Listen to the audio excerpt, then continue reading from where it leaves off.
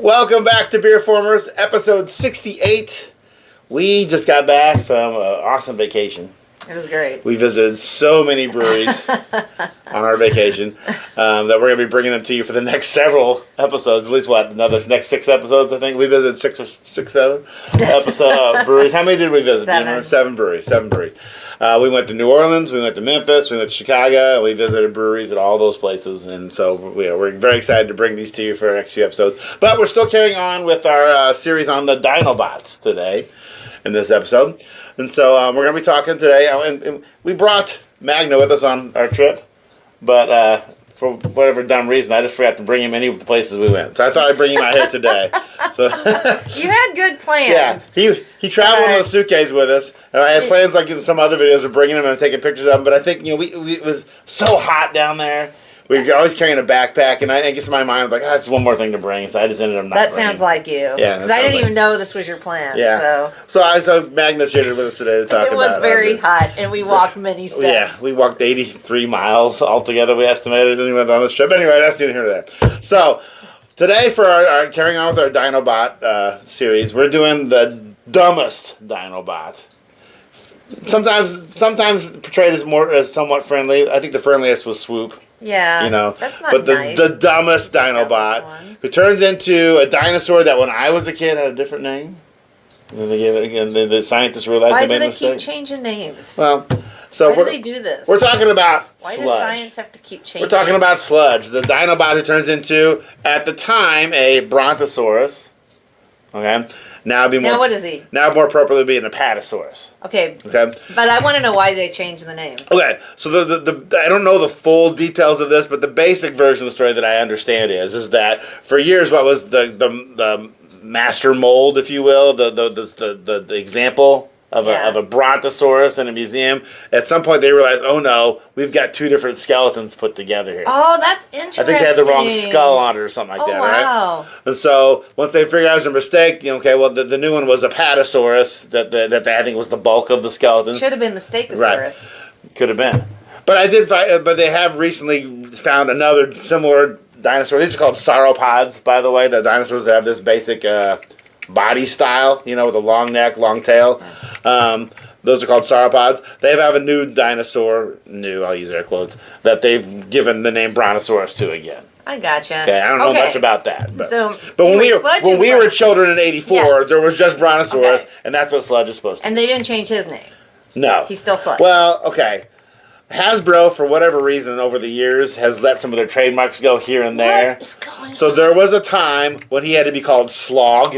SLOG, like you're slogging around, right? That's not a terrible name. Yeah, like we had our last episode was, a couple episodes ago, we had Slag, who's now called Slug for the most part because the whole thing with kept changing the vowels. Yeah. Well, we talked about that in another episode too, but basically Slag meant a prostitute in some parts of the world, so they wisely renamed that one. But this one, I think, was more that they lost the copyright to it, so they had to slightly rename him. But I think he is Sludge again. Okay, we're going to call him Sludge. We're going to call him Sludge. That's what I know him as. So Sludge here is the Dinobot. He's got 2 functions. He's the jungle warrior. Because if you recall when we were kids, they thought these things were so big they had to live in the water. Yes. And they've since rephrased that or reimagined that because of, again, science is always evolving, right? So now they think these were land creatures. I mean, they could have probably swam like most animals can, but that was not their main thing. But he's a jungle warrior because they imagine him being in jungles and swampy type conditions. But he's also a demolitions expert. All right, he's as I said, he's kind of portrayed in the cartoon as in the comic books, as being the dumbest of the Dinobots. Whatever Grimlock says, he's like, yeah, let's do that. Grimlock's like, Optimus Prime is weak, I should be leader. Sludge is like, yeah, you should be leader.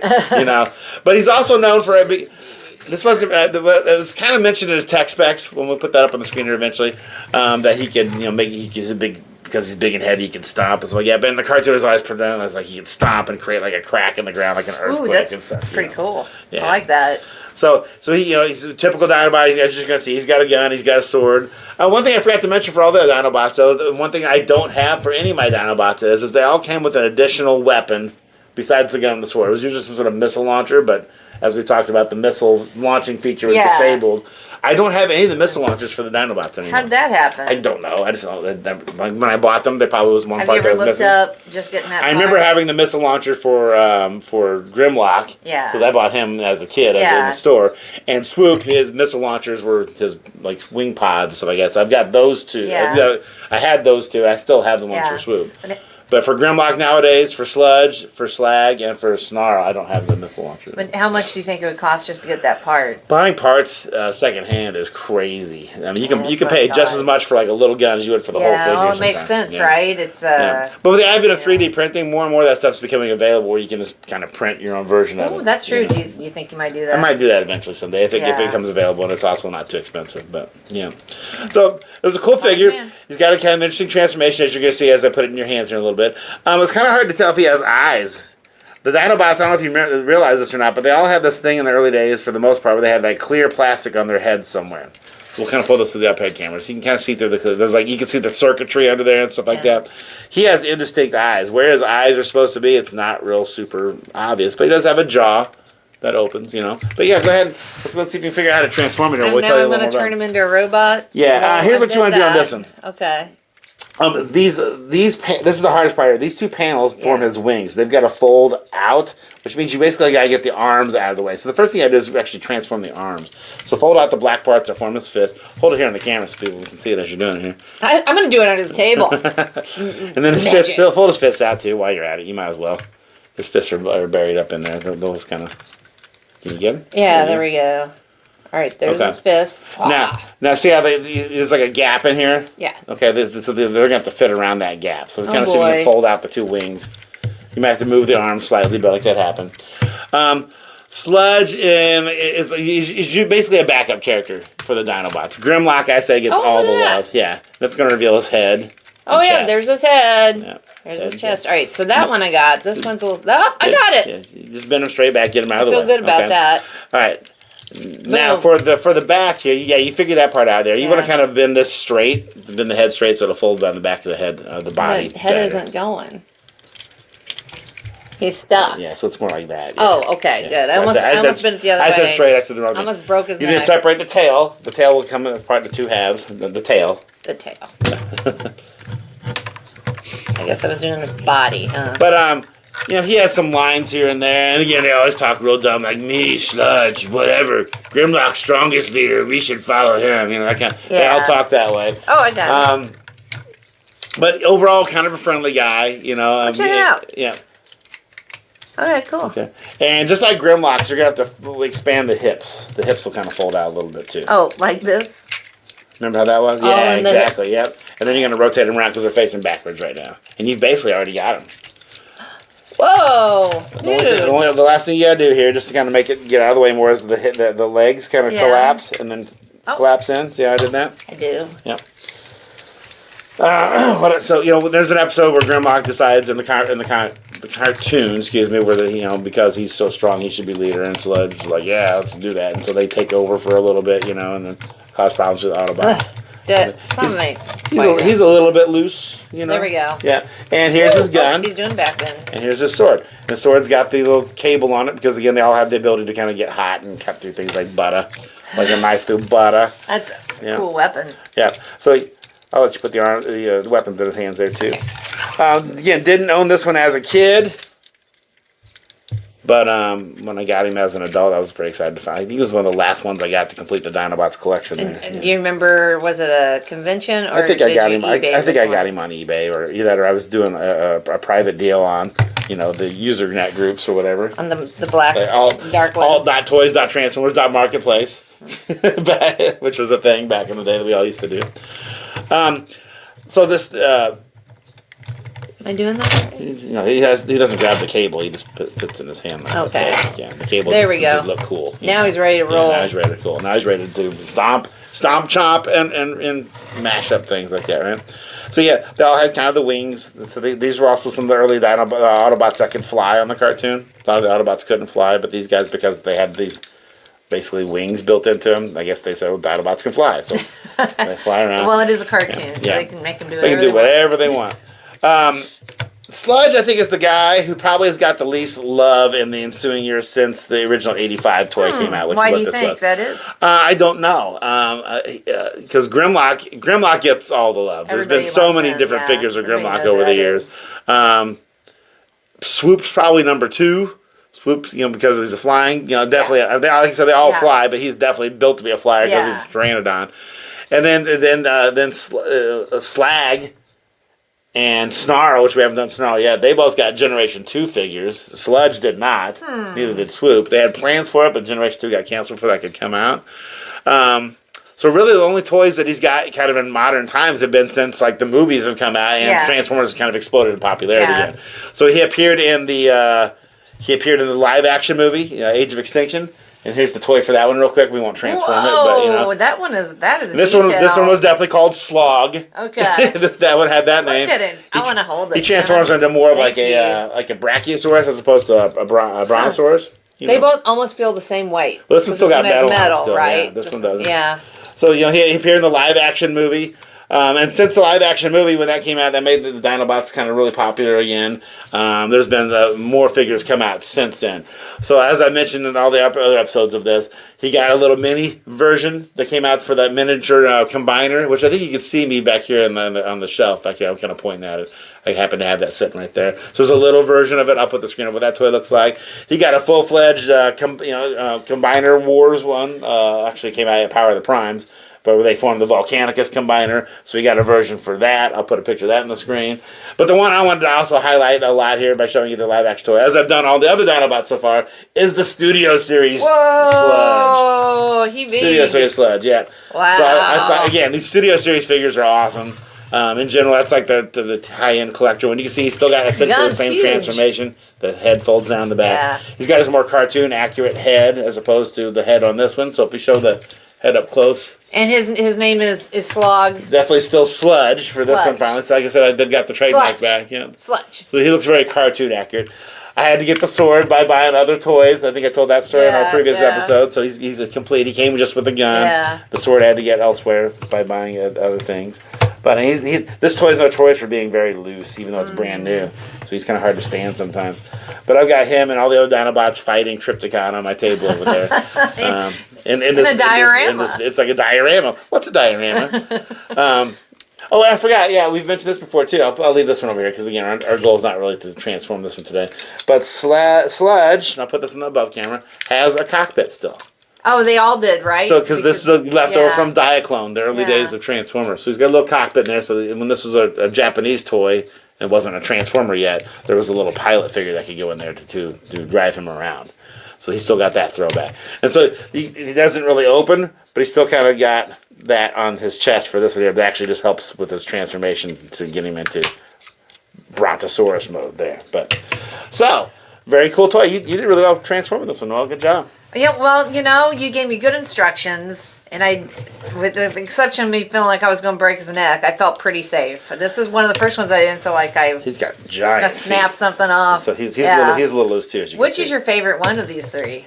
What's your favorite version of this one? Yeah, probably this new Studio Series one, just because it's big. As I mentioned on the previous episode of talking about these two, is that these were all meant to be like in scale by and large. So if you buy a Studio Series toy, they're all different sizes. That's and cool. the Dinobots were always portrayed as being kind of big compared to the other Autobots. So your average Studio Series Autobot is going to be maybe this tall. Scale things to bother me in the original cartoon. Yeah. Well, yeah, because if they're really dinosaur size, he would be like the biggest one probably. Same thing with the cars. Yeah. The trains, there's mass shifting and stuff like that, because Soundwave becomes a tape deck for crying out loud, Right. So and mass Megatron became that's what they call it. That's the fan term for it, So they get able to. There's two ways they explain that in the fandom. Some Transformers actually have parts that kind of slide out, to kind of expand. Some of them just basically magically get bigger, Their mass gets shunted into another dimension until they need it again. Somehow they got bigger. Somehow Palpatine returned. But yeah. So that's probably my favorite one of the Dinobots is Swoop and Grimlock. But this one's pretty cool too. Yeah. Yeah. Well, the one thing I want to mention before we move on to talking about our beer that we are going to talk about here in a second was one of the most famous scenes that involves Sludge here takes place in Transformers the movie. Yeah. Okay? So Transformers the movie from '86, a classic. Lots of stuff goes down. If you haven't seen it, what are you doing? Go watch it right now. But there's a scene where they're fighting to save Autobot City on Earth. And, Devastator transforms and the Constructicons and, the Autobots like, oh, crap, Devastator, But then the Dinobots show up to kind of save the day. And there's a scene where the Dinobots are fighting with Devastator, and Devastator just stomps him. Doesn't kill him, because by the time the movie came out, these guys were kind of comedy relief a little bit, Yeah. And they pretty much always stayed in dinosaur form. You never saw him transform for the most part. But when he gets stomped, his eyes, like cartoon eyes, come out of his head and go back into his head real quick. And it was like, that was an interesting choice for that movie because, it was a cartoon. Yeah. But it was more serious in tone, so the animators, for whatever reason, felt to put in that little bit of cartoon violence there with his eyes go down. I'll put a picture of that on the screen. Yeah. You'll see that. But yeah, Well, it's an emotional movie, so they yeah. feel like they needed to cut the tension a little bit. Yeah. If you haven't, once you see it, you'll know what I'm talking about. Yeah. So only one more Dinobot to go for our next episode. We'll be talking about Snarl next episode. Spoiler alert! Get ready. So let's go straight into.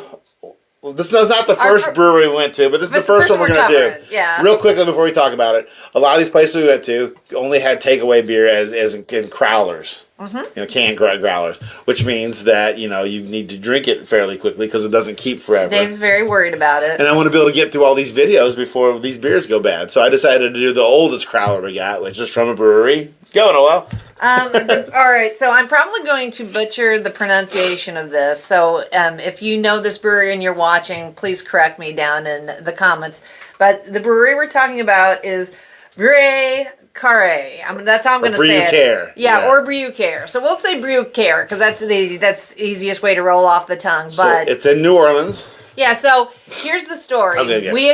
While Dave gets the beer, we had just finished our time on Bourbon Street, which is a whole story in itself, and we were walking down Frenchman Street to go try to find somewhere to hear some live music, and this brewery was on the way. So we stopped in, and Brieux Carre is a very small brewery. They say they focus on quality ingredients and crispy lagers. And they're tasty waves. Yeah, well, maybe, but maybe if there's waves, it's gonna be in the Mississippi River. But they're the name of the brewery is a clever play on a place called the Brieux Carre. Brieux Carre. Yeah, Brieux Carre. Yeah, I should just let you say the name. I keep butchering. I don't know if I'm saying it right either, but Which that means old square, so this means beer square. So anyway. But what I read about that was kind of like it's not technically the word for beer, but they wanted to have it fit with the Brieux Carre. Yeah. So but brew, to make it so beer. It looked like they brewed on site. Yeah. But it was a fun little, like a lot of places in New Orleans, there's courtyards. So it's kind of like things are behind walls, and when you go back inside, it opens up to some beautiful oasis. My memory was it wasn't like too much of a storefront. It was almost like just kind of a side entrance of just a fairly nondescript building. Yeah. I mean, they had a sandwich board out front saying here, and they did have a sign above the door. But it's one of those places if you're just walking down Frenchman Street, you blink and you miss it. Exactly. But we go in, opens up, beautiful outdoor courtyard area. We kind of went inside, ordered our beers, and then we kind of went in more of a back area that was still outside. So there was a lot of seating. Mm-hmm. But at that point of the day, it was starting to get cool, so it felt really good out there. Boy, those cold beers were very good after a very long day. Very hot in New Orleans in August, as you can imagine if you're from that part of the world, But yeah. So the thing I will say about their beers is they had clever names. They had them organized by the style that what you would want to like if you say I like a crisp beer, so they had their beers that were crispy. They had Belgians. If you want something hoppy, they had those beers organized that way. If you wanted something more malty or something sour, that's how they did it. And so we tried. They had I think it was 10 beers that were currently available. They had one that was out. Yeah. So that brought down to 9. Yeah. Our flights were 4 each. Yeah. So we got basically every beer they had, and then brought this one home. Right. So we brought the one we didn't have, and we couldn't bring the one we couldn't drink because they were out of it. So we essentially tried everything they could. My name is Pearl. Yeah. Which is a red lager.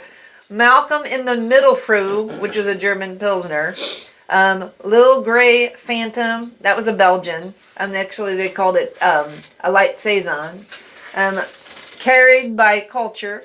And that was like Carrie, like Brieux Carre, right? Yeah. Yeah, and it was dry hop saison. Nate Dugs, which was a modern West Coast IPA. 90s Women Power Ballads, which was a hazy IPA, which I think was my favorite one that I tried. Livin' La Vida Goza, which was their sour, and Life on Mars. Life on Mars, yeah.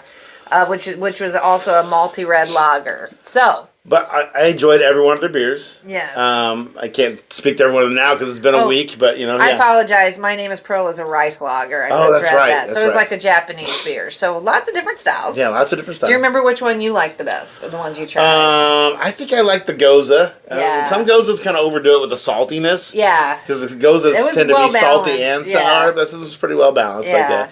You don't like them at all for the most part. No, but that one I remember thinking, you know what, this is. It's sort of like IPA is not my favorite style. Goza is probably your. I'm not going to order one, but this one and drink the whole thing. But I remember thinking, you know what, of the Gozas I've tasted, that's one I could really. I thought it was good. And the one they just were out of was one of the Belgians, right? Yeah. Yeah. So anyway, we got the last thing that was left. It was called No Shoes, No Jorts, No Service, and it's an American Pilsner. So it's all this is their can, their crowler. So no decoration this can has on been these. carried around in a backpack through New Orleans on a train in a suitcase up to Memphis to Chicago and back home again. They had, I think, they had jar or glass growlers too. Oh, that could have been a disaster. Yeah, that could have been. That's why we got the crowler. Yeah, but this is the only way they sell their stuff to go. And so because they're a little small or something like that, they don't have a lot of logos or like that. So they just wrote a simple sticker to put on the side there, and they just wrote No Jorts because it's a long title, I guess. Yeah. But it's 5%, and it's I'm not sure what the 8 to 9 is. That IBUs? That's probably IBUs. Yeah. So. Ready? Crack this open? Let's crack her. This has been, like I said, this has been carried around for a long time in luggage. So hopefully we don't spit it right out. That was no fault of the brewery. So, still good carbonation. Ah, look at that. It's very light in color. I know. Almost looks like a light beer. Well, it's an American Pilsner, so yeah, it's going to be. Whoa, yeah, it's not very dark at all. Super light. Wow. A little haziness to it, but not too bad. Kind of looks like a Miller. Let's see this. It still smells good. It smells real good. It's got a bready smell. It smells like a brewery. I mean, it smells like when you go into a microbrewery. That's good. It smells like in the back home. That's really good.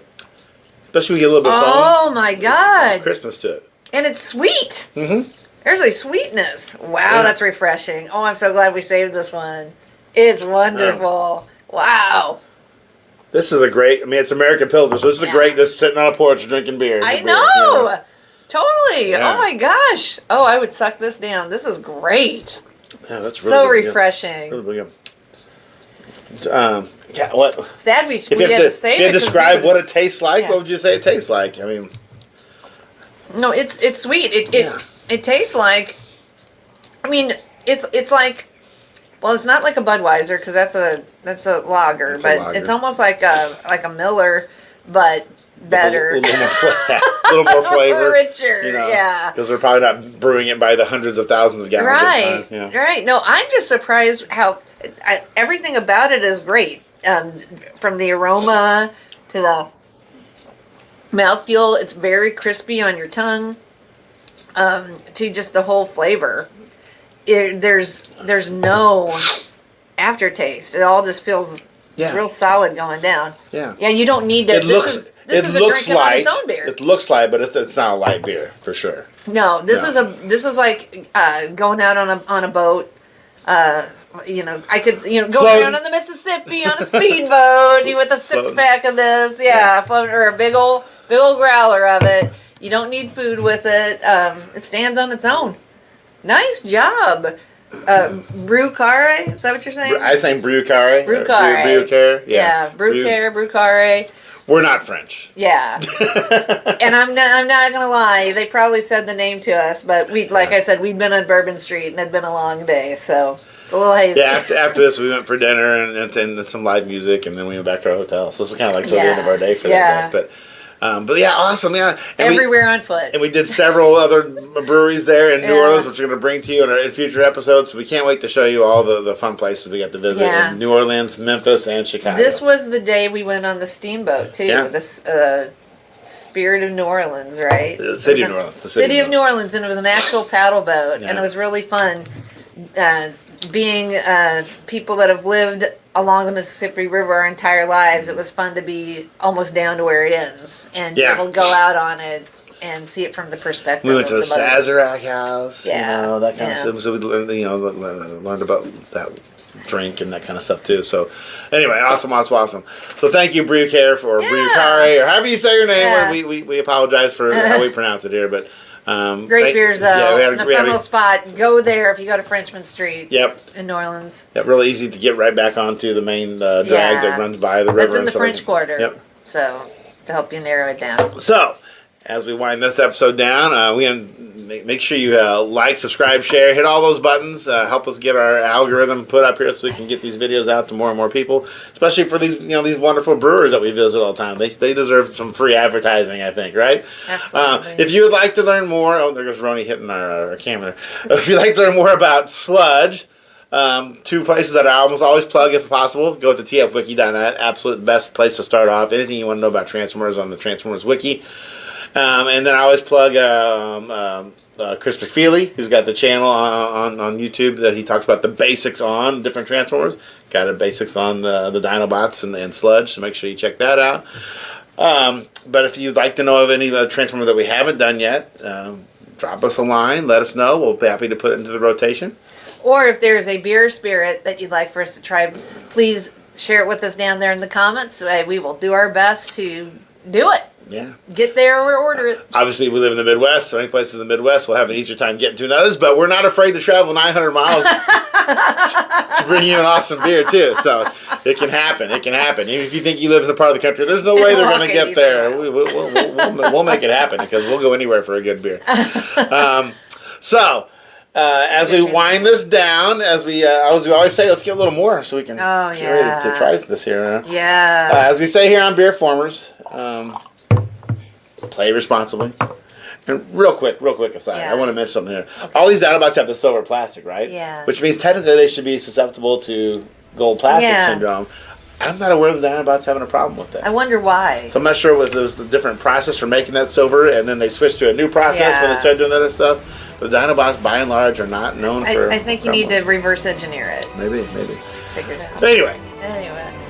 As we say here on BeerFormers, thanks for stopping by. But always make sure you play responsibly and drink responsibly. And thanks for checking us out once more here on BeerFormers. More than meets their eye. Cheers! Thanks, Brieux Carre.